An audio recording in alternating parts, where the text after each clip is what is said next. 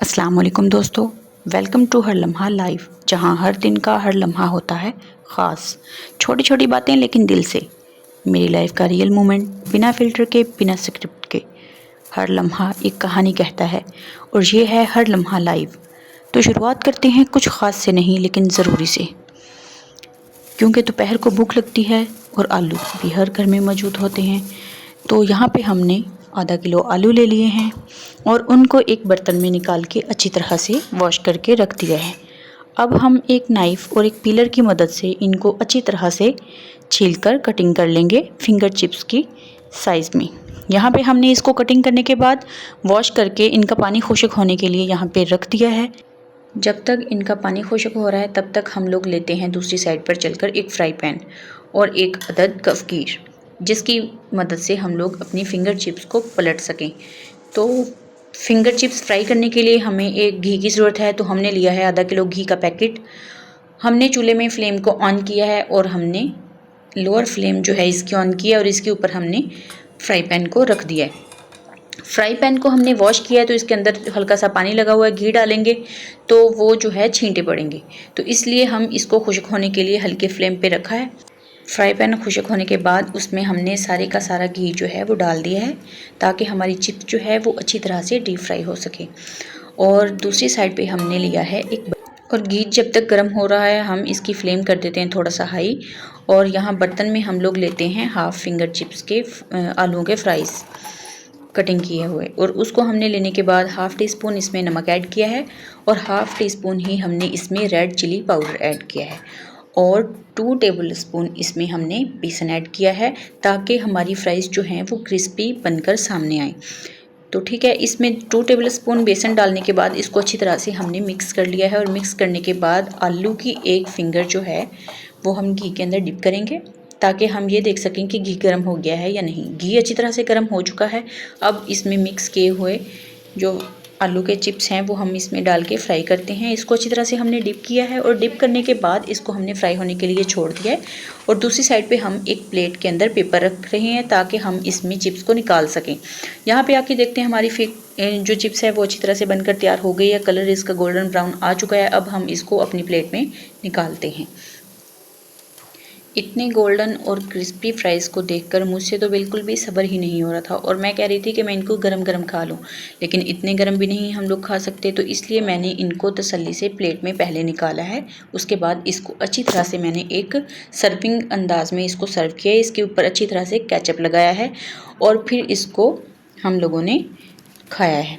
और फ्राइज़ के बाद एक छोटा सा सरप्राइज़ मिला, दराज का पार्सल आ गया था। चलो साथ मिलकर इसको अनबॉक्स करते हैं, तो देखते हैं कि इसमें क्या निकला है।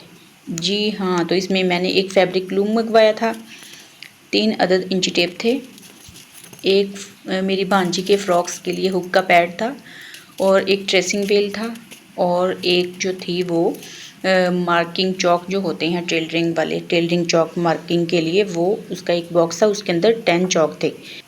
और उसके साथ ही एक नीडल थी जिसके साथ हम सिलाई को कट करते हैं या उसको रिमूव करते हैं, स्टिचेस को रिमूव करने के लिए। तो इसके साथ ही थोड़ा सा काम का टाइम। अब भांजे के लिए एक छोटा सा ड्रेस बना रही थी मैं। जब अपनों के लिए कुछ बनाते हो तो उसमें सिर्फ धागा नहीं बल्कि मोहब्बत भी जुड़ जाती है। सबसे पहले उसकी बटन टेक फटी बनाने के लिए जो है मैंने 1.25 इंच की मार्किंग करने के बाद 6.5 इंच की लेंथ ली है और 1.25 इंच उसकी जो हमने चौड़ाई ली है। इसको मार्क करने के बाद स्केल की मदद से हमने ड्रा कर लिया है और ड्रा करने के बाद सीज़र की मदद से इसको हमने कट कर लिया है। जो छोटे बच्चे होते हैं उनकी जो फ्रंट पट्टी होती है, फट्टी बोलते हैं उसको, वो उसको जो है वो ज़्यादा चौड़ी अच्छी नहीं लगती। तो जेंट्स जो होते हैं उनकी 1 इंच से ज़्यादा होती है, लेकिन जो बच्चे होते हैं उनकी 1 इंच से कम होती है, तो इसलिए मैंने ये 1 इंच ली है। और इसी के साथ एक बटन टेक फट्टी होती है जो नीचे छोटी होती है, कम चौड़ी होती है, तो उसको मैंने 1/2 इंच मार्क कर लिया है। यहाँ पे 1/2 इंच मार्क करने के साथ फ्रंट पट्टी के इक्वल रख के उसकी लेंथ को मैंने ड्रा कर लिया है और उसकी लेंथ को ड्रा करने के बाद उसको सीज़र की मदद से हमने कट कर लिया है। अगर वो हमें थोड़ी सी रफ़ लग रही है तो हम उसकी साइडों से उसको तराशने के बाद थोड़ा सा उसको नीट कर लेंगे और उसके बाद हम इसको प्रेस के साथ फैब्रिक के ऊपर पेस्ट कर लेंगे। जैसे कि आप लोग देख रहे हैं फ्रंट पट्टी को हम लोगों ने फैब्रिक के ऊपर पेस्ट कर लिया है और फैब्रिक के ऊपर पेस्ट करने के बाद जो एक्स्ट्रा इसका फैब्रिक है, मेजरमेंट्स के बाद इसको फोल्ड करके देखने के बाद कि भाई कितना फैब्रिक हमें एक्स्ट्रा चाहिए, तो उतना रखने के बाद बकाया का जो है वो हमने कटिंग कर देना है। तो यहाँ पे हमने इसका फैब्रिक जो है कटिंग करने के बाद इसकी बटन टेक पट्टी को भी पेस्ट कर लिया है और पेस्ट करने के बाद उसका भी जो है एक्स्ट्रा फैब्रिक हम लोग कट कर। ये ड्रेस उसके लिए है जो मेरी खुशी का सबब है, मेरा छोटा भांजा। शायद उसे अभी समझ ना आए, लेकिन हर सिलाई में उसके लिए दुआ है, खुश रहो, हमेशा मुस्कुराते रहो, खाला की तरफ से एक छोटा सा प्यार।